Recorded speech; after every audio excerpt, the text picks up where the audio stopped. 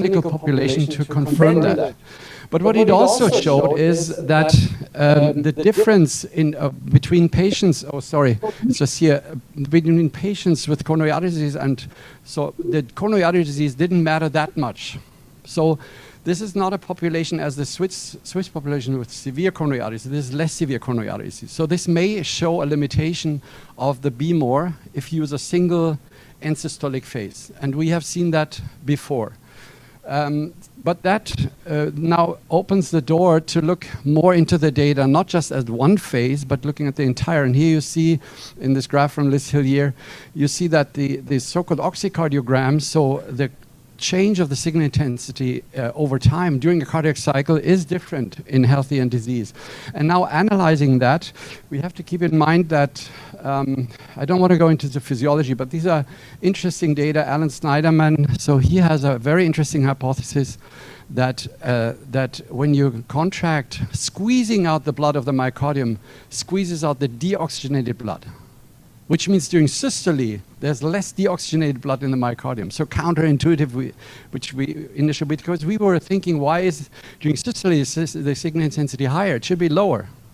But it's a very simple explanation, because in systole you contract and you squeeze out the venous compartment and you squeeze out deoxygenated blood.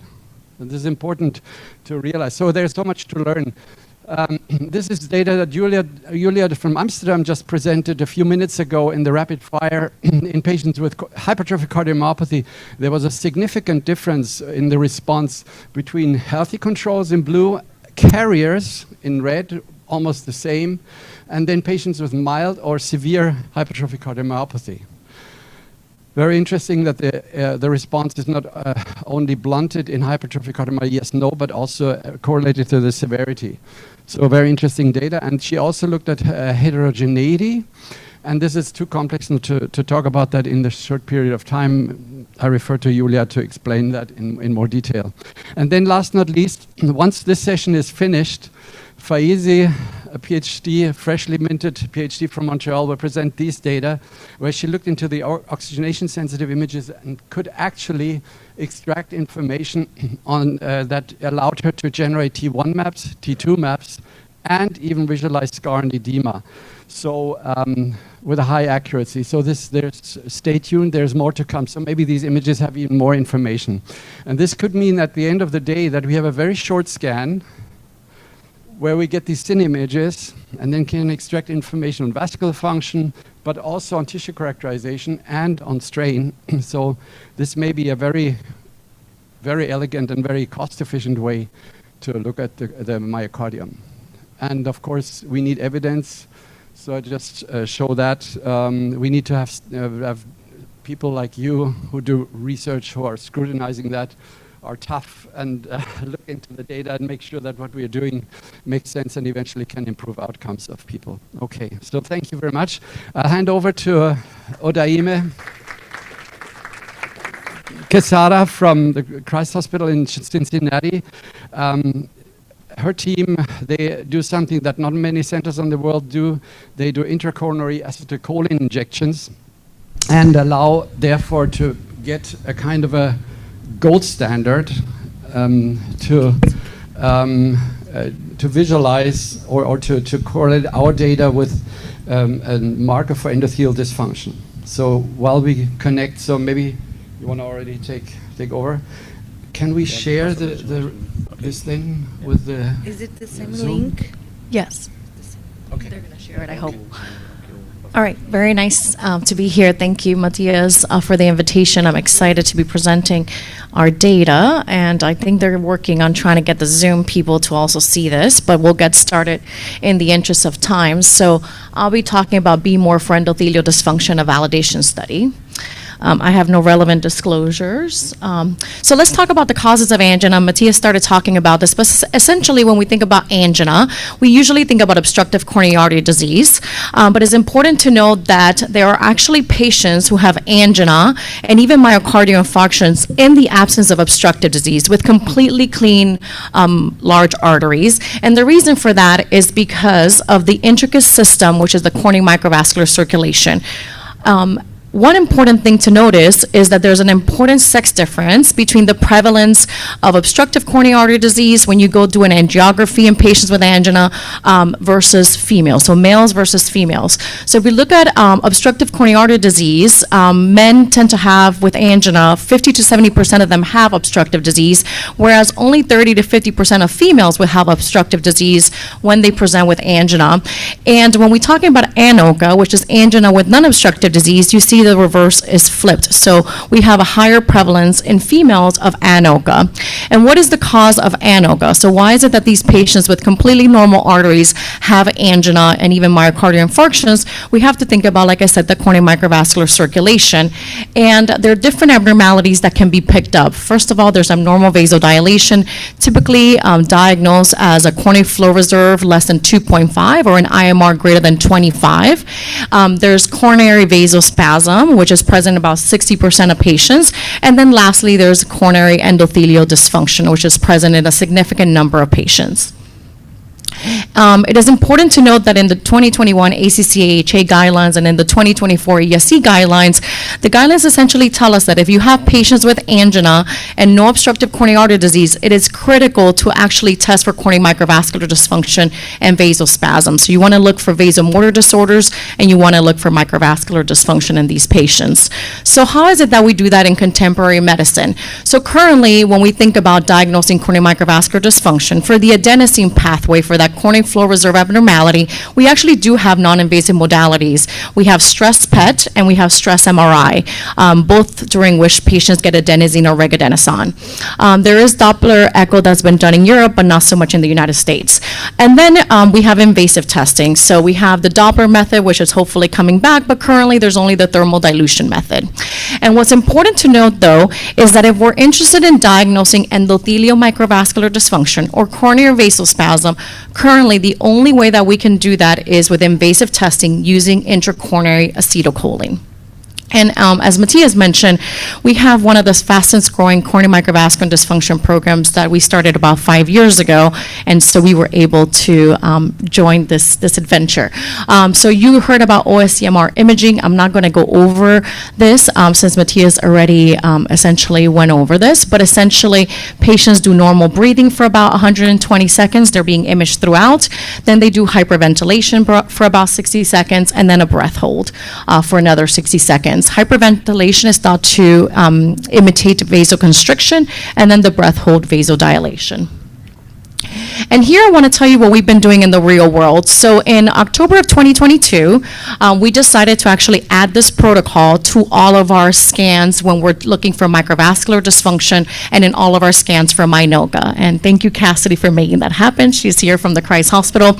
And so up to date, so from October 1st of 22 to December 31st of 25, we've actually performed 198 scans. Well, we have more now, but up to that point, we had done 198. About 68 of them are for ANOCA evaluation, another 42 are for suspected ANOCAs, 66 for MINOCA, and then 13 were deemed to be MINOCA mimickers. It's important to note that 165 of these patients, so 83% of the scans were usable, so the data was extracted and can be analyzed, and only 17% do we have data that was not analyzable. The majority of the reason for that was issues with breath holding, and then 12 had a triggering artifact or movement that made it impossible to use this data. That data will come in the future. I'm not going to be telling you the data of all of our patients just yet. What I am going to do is tell you about a study that we did where we took a subset of patients that had ANOCA and actually had invasive coronary functional testing.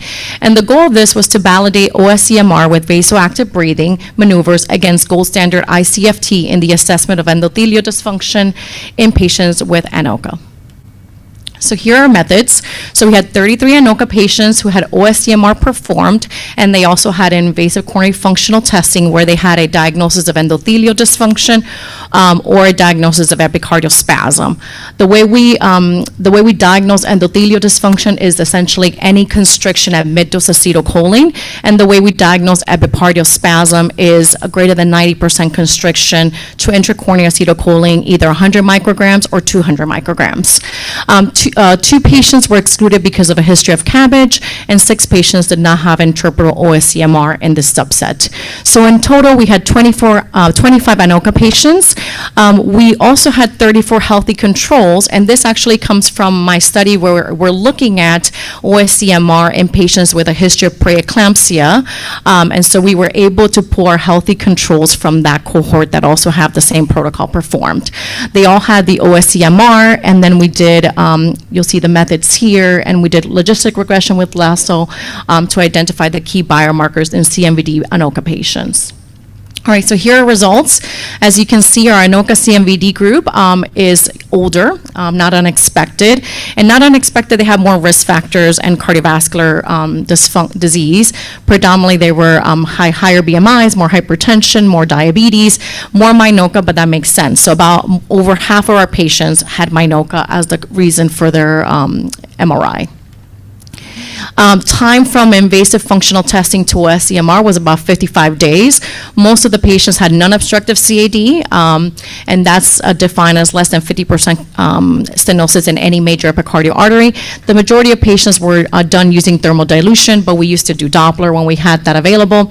And in terms of our ICFT conclusions, 92% of the patients had endothelial-dependent microvascular dysfunction, 44% had epicardial spasm, again, greater than 90% constriction, and then 32 patients had endothelial-independent CMD, which is that CFR abnormality because we allowed for mixed disease.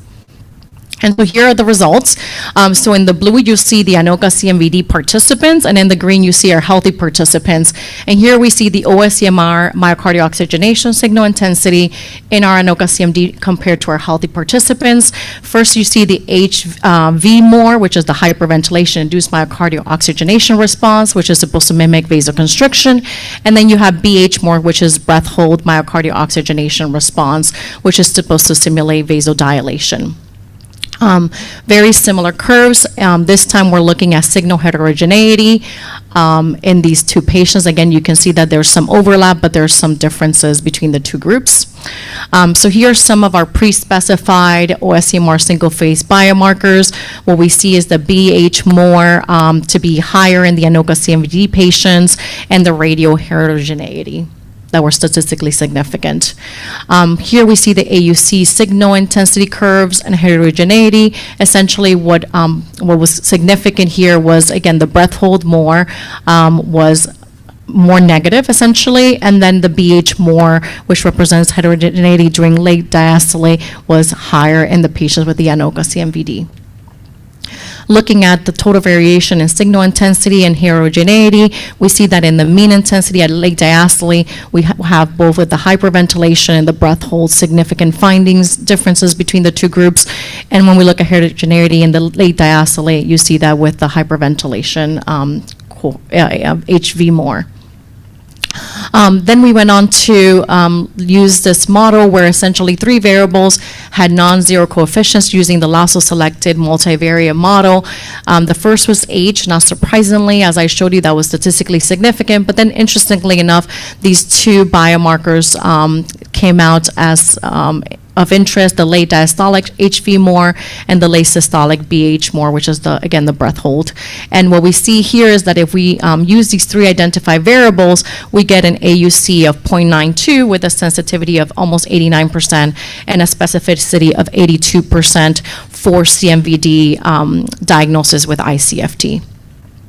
So this is our interpretation. I'll skip for the sake of time, but essentially what we show is that you can integrate this protocol into a clinical protocol with easy adaptation. This is the first study that actually is comparing OS-CMR with vasoactive breathing through our gold standard invasive coronary functional testing. We were able to find these 2 biomarkers, as I pointed out, with pretty good, with a good AUC curve, good specificity and sensitivity. So we essentially show that this could be a potential non non-invasive way to diagnose endothelial dysfunction in patients with ANOCA. However, of course, we need larger studies to validate that. Just want to thank our team and everyone that I mentioned here. Thank you for your time. Thank you very much, Odaime, and I'm really so excited that we have someone like you taking the helm here for the US and have already such an impressive group of people studied with this technology. Any questions right now from in the people online? Just type it in the chat, and if there are questions here, otherwise we will then, I would ask Liz to prepare to share her screen and to give the next talk. Yeah. Just a very practical question. When you're actually doing those sequences in this particular study, and excuse my ignorance, but did you have to get IRB approval to do the OS-CMR, or is it part that you were able to just add it as part of the clinical? Yeah, so the question is whether one needs IRB approval to perform this protocol. We were able to add it to our clinical. Our institution is a bit more flexible, I would say, so we were able to do that because it's safe. And then we were able to get an IRB exemption for the data to be able to actually analyze and share the data as part of a registry. And how much time do you add to your staff? Usually they've got it down to like maybe 5 to 10 minutes. Yeah. depending on the patient. That's also experience we have, 5 to 10 minutes. Nicola. The ANOCA is a global disease or a vessel-based disease? If it's a vessel-based disease, your approach is like a global evaluation in the assessment, in the analysis of the sequence, or is in the coronary territory? How was your Yeah, so the question is whether the analysis is primarily global or can also be performed in a coronary territory. Yeah. And It's global, is Yeah. my understanding. so Yeah.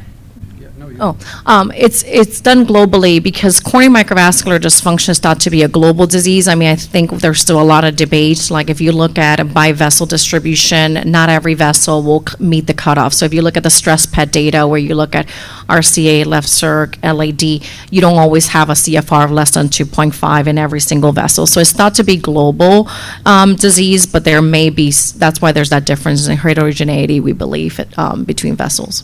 But I think more work needs to be done in that area. We've also done it invasively, where we've measured coronary flow reserve in the left circumflex and in the LAD. And yes, a majority of patients, there's correlation, but there are some patients where there's no correlation. So it also, even though when we test invasively, LAD is the protocol to only test in the LAD. If you do multi-vessel, you can be able to diagnose some patients that otherwise are missed.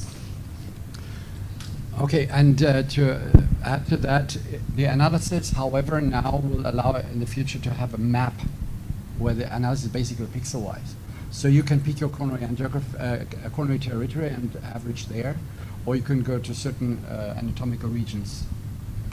Okay, so thank you very much again, Odaime. So I will hand now over to Liz Hillier. She's actually not far away in the hotel, but she's a bit miserable because she had a gastrointestinal event, basically. But she's luckily good enough that she can present from the hotel room. So Liz, take it from here, and she will talk about oxygenation-sensitive CMR in patients with coronary artery stenosis, results from a single-center pilot study. Thanks, Matthias. Can everyone hear me and see my Liz, screen? we cannot hear you. Oh, Are you Kathleen can hear me. Yeah, Can we you- can hear you online. Oh. We cannot get her to... Again? She's presenting online.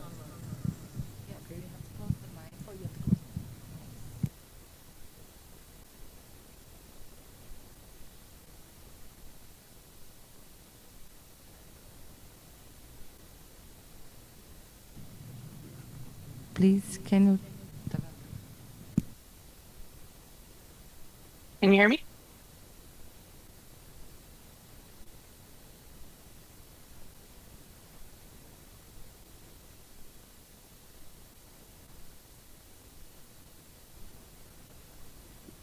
Okay, now? You have to talk. Can you hear me now? No, you talk and she talks Mm, like this. But we, Yes, we're going to listen her. yeah, okay. Can you please keep You talking, can Liz? hear me? She's somewhere, but she's not on the speaker. Liz, keep talking until the room reacts. You'll know when they can hear you. Liz, can you talk Yeah. again? Yeah. Can you hear me now? Okay. But it's with the echo. And now? Yeah. Still? No, this is turned off. Your mic on your, yes, now it should work. You can talk on your mic. This mic, she can hear you. But can we hear her? Yes. So Liz, can you speak? Can you hear me now? Yeah. But it's also an echo. Yeah, there's an echo for me too. It just feels like I have a psychiatric diagnosis. Is that okay? Oh, Dima, I can kind of see you. Can you give me a thumbs up if it's okay? Great. Okay. Thank you, Matthias, for the introduction. As he mentioned, I'm hundreds of meters away from you guys in Rio. I just have a GI something, and in case it was viral, I didn't want to cause a public health disaster at the conference. So I apologize. Hopefully, I'm well and can see you all later today, tomorrow, Saturday, whichever it is. I know we're running behind time, so I'm just going to briefly talk about a paper and an analysis that we have run. And we used the data that Odima just presented to inform the biomarkers we looked at, but I'll talk about that in a second. So as Odima talked about, many patients who have chronic stable chest pain undergo invasive coronary angiography, and often women, but both sexes are often found to have no obstructive coronary artery disease. And so, as Odima mentioned, imaging becomes a really big component of this. So what we wanted to do in this analysis is see if we can use biomarkers derived from OS-CMR with vasoactive breathing maneuvers to improve the identification of patients with ANOCA from patients with obstructive CAD in patients who were referred in our center at McGill for suspected obstructive CAD. And just as a brief reminder, Matthias talked a little bit about this before. We have published on obstructive CAD with vasoactive breathing maneuvers in the past. Simran and the Lester group and I published on that not that long ago, but Katie Fisher has also published on this in 2018. And you guys have seen this figure from us a lot, just looking at this was staged PCI. But the coronary territories that were downstream of an obstructive lesion showed differences in OS-CMR markers, and this was compared to healthy volunteers.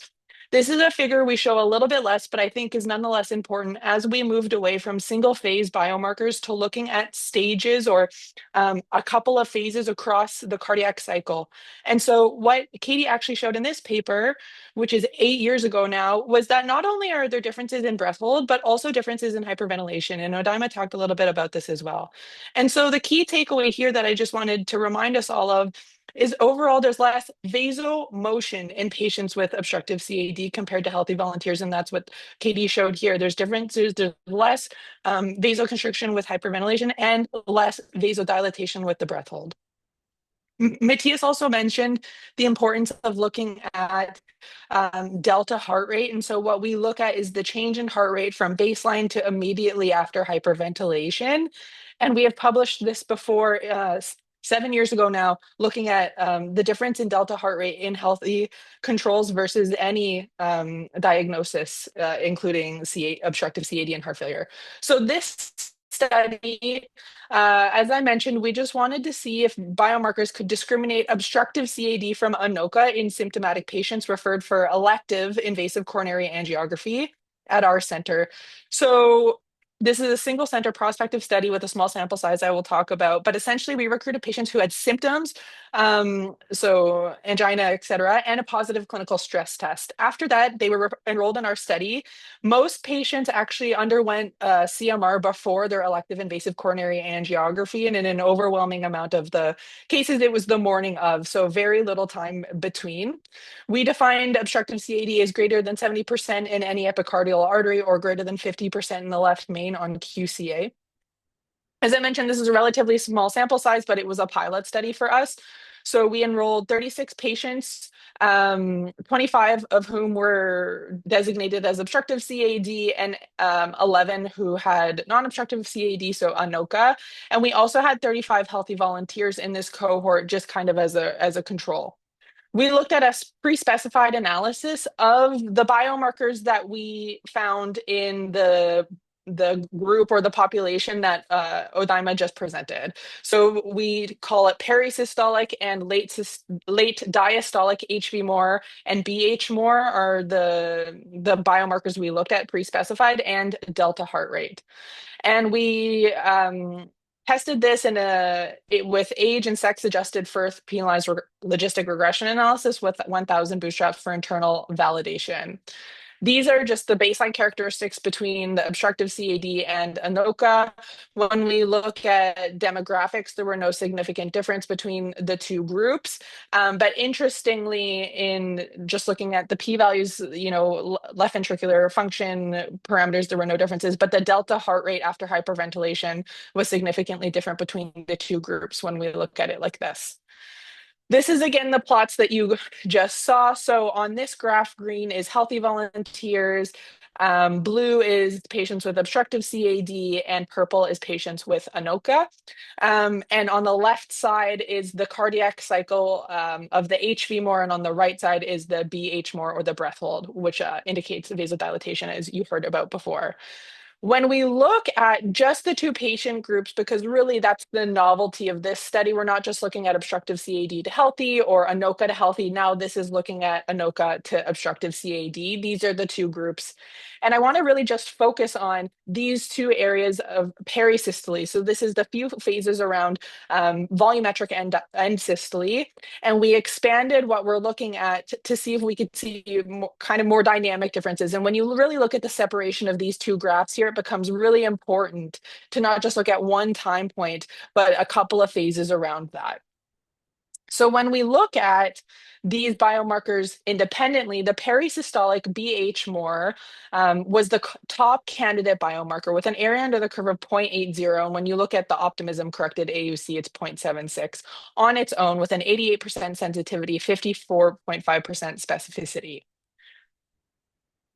When we look, this is just the same information shown in a table. When we add in the delta heart rate, the sensitivity goes up, specificity goes up a little bit, and the overall accuracy of the model is 86.1%, which is pretty impressive. When I talked about looking at the differences on those graphs between the perisystolic HV-more and B-more, and the data that Katie had been shown before, when we look at both the vasoconstrictive and vasodilatory effects or changes, we come up with a so-called physiology-derived model where we can integrate information about vasoconstriction, vasodilatation, and then we add on delta heart rate. And these are the model characteristics when we look at all of those things together. There's improved specificity, which goes up to 72.7%, and an overall accuracy that's quite similar at 83.3%. So looking at this physiology-derived model, vasoconstrictive and vasodilatory biomarkers and delta heart rate had the best overall model characteristics. I know that was kind of a whirlwind. I just wanted to keep it brief because I know we're short on time, but essentially in this pilot study, the breathing enhanced OS-CMR could provide physiologic biomarkers that in symptomatic patients with a positive clinical stress test could discriminate obstructive CAD from ANOCA, and incorporating delta heart rate, which is really important, with complementary oxygenation responses in the vasoconstrictive and vasodilatory information, further improved performance, supporting its validation in larger multi-center clinical trials, which we have already underway and it's almost completed. So that will serve as the external validation to this data. And obviously, thank you to our team. Thank you to Ardama. Thank you to Matthias for inviting me. I hope to see you guys this weekend. I'm not far away, I promise. I really hope to see everyone. And I'm so excited that there's so much interest in OS-CMR.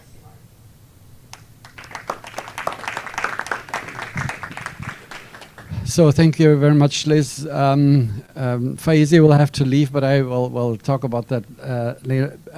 So in summary, just what this data I think adds as an important information was that the BMO, as we used it in the past and could find it useful in severe coronary artery disease, may not work as well in discriminating between vascular disease, microvascular versus macrovascular. But if you add information, if you use the entire, as Liz said, the physiologic vasoconstriction plus the vasodilation, because both are blunted in patients with vascular disease, coronary vascular disease, then you can get to a very good diagnostic accuracy, 83%. That's about what you would typically expect from a diagnostic test in cardiovascular medicine. Any questions related to that? So this was on coronary artery disease, and in a difficult population because it had patients, all of them were symptomatic, so none of them were healthy, and still there was a way to discriminate that. So I would like now to ask Daniela Valderrama. So what we have done now is we have asked Area 19, the company that helps with the tools. Oh, go ahead. Can you somehow connect, or do you have the talk online? So, okay, yeah.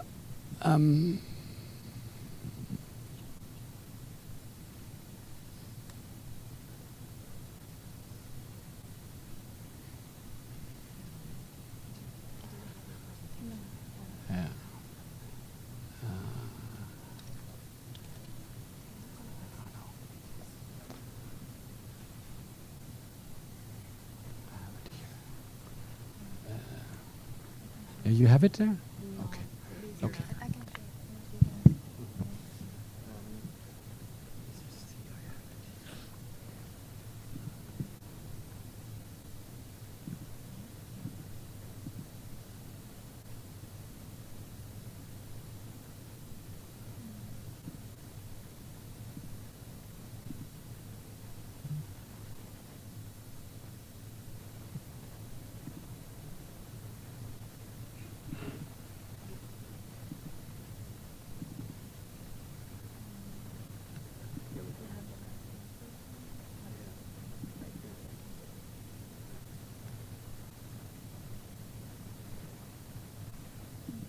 Do we see the screen?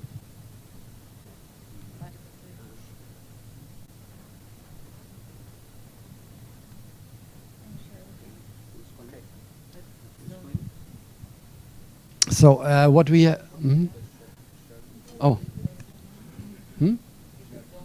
oh, it's not. Oh yeah, right.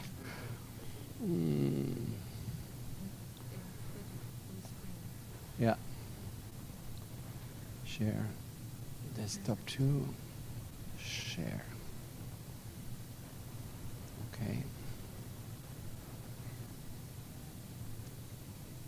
You see it here?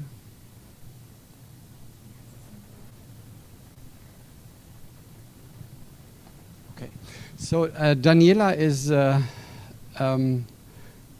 medical doctor from Colombia. She is a postdoc researcher at McGill, has no relationships with Area 19.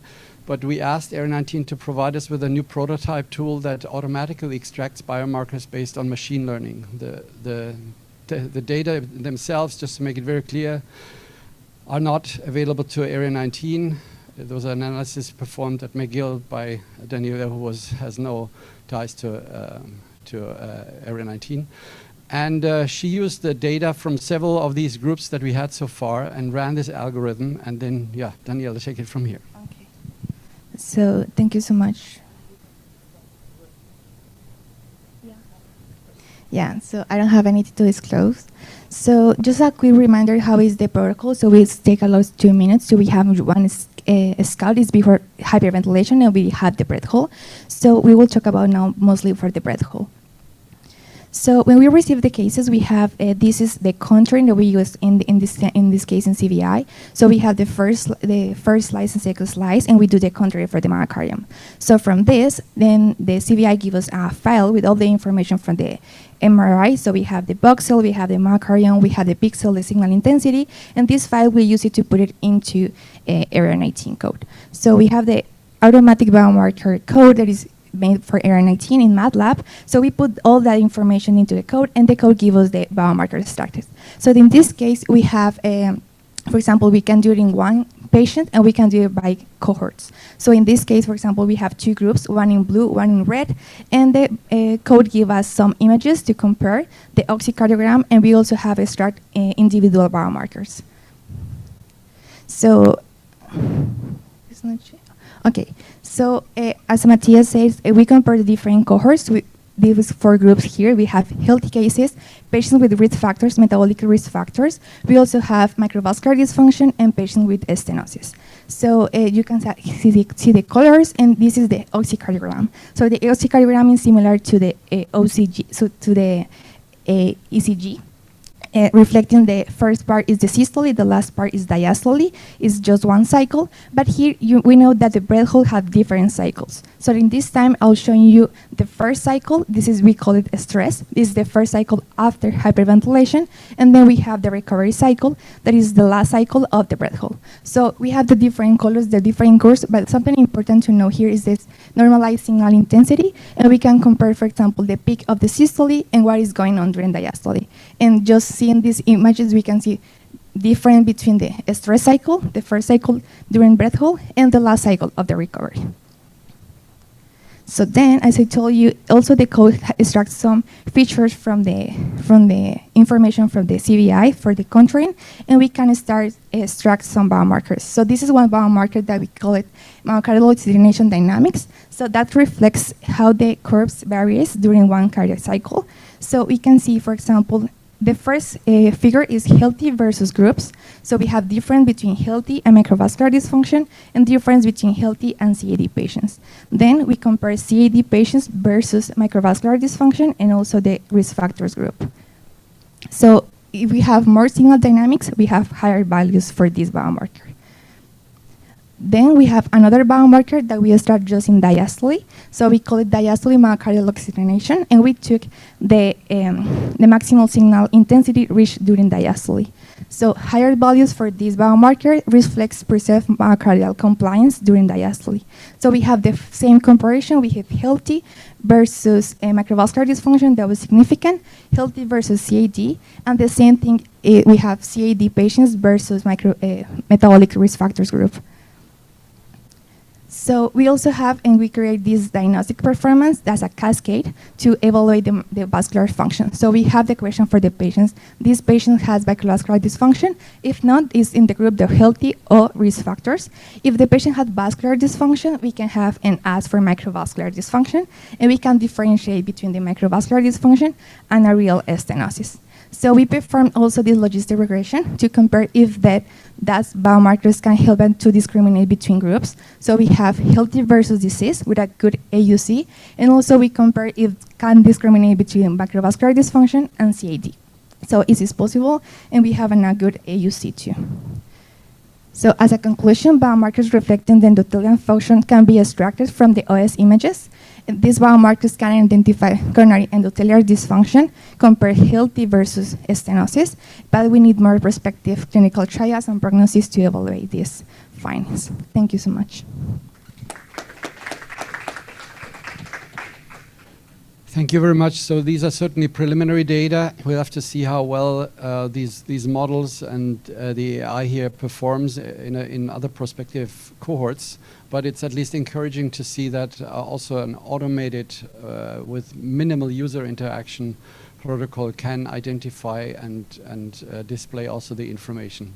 Jerry.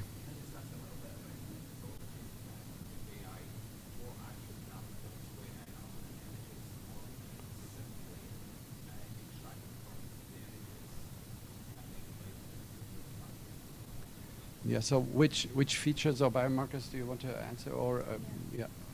So do you mean from the code? Where is the code used for? So obviously it's responsible to AI and it's just supervised, so you just put data in and it starts biomarkers and put them together, or is that already labeling or other variables that go into the algorithm? Thank you. So unfortunately, we do not ourselves develop the model. From what I know is the model has been trained in the cohort, in the about 3,000 people of the cardiovascular signature cohort. It uses, if I remember correctly, 70% training and 30% application. We used that to train the model, and used as a ground truth the information from the cohort patients. Most of them were, or many of them were healthy. But I would have to defer that question to the people who actually do the developing. But I can certainly try to find that and come back to you then. Yeah. Any other questions, Nicola?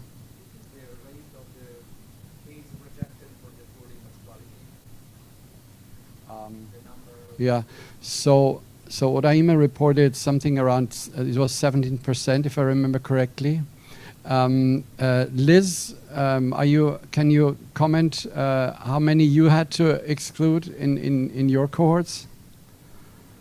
In the pilot study data, we had to exclude 2 patients. But that's at our center, and we've been doing this for a long time. I think the data from Cincinnati of having to exclude 17% is probably more of a real world example. And I will say, I mean, Cassie, I believe, is in the room there. But just from a clinical workflow perspective, they, I believe, do not repeat the OS. So if it's not done well the first time, they don't repeat it. They just move on with their clinical scan. Whereas at our center, because we have time and we have our own research scanner, we will repeat the breathing maneuver if not done correctly. So that may account for the differences we're seeing. But Cassie's also there, I believe.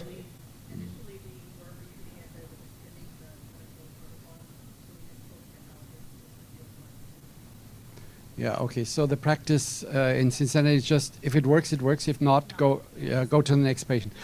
And I can add to that. So with that, it's 17%. It was 2 out of the 60 patients in that cohort.